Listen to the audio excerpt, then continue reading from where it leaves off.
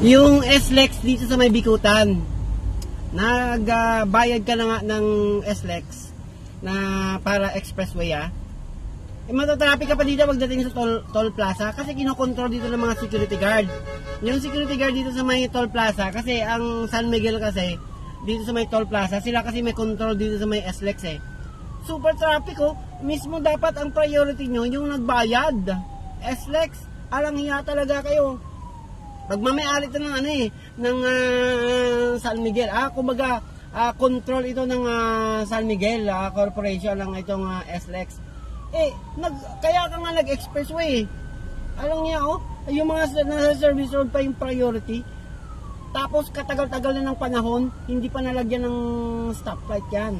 O yan, San Miguel, luma kayo. Alam niya traffic ilang minuto na kami dito. Most traffic in the country itong Bikutan.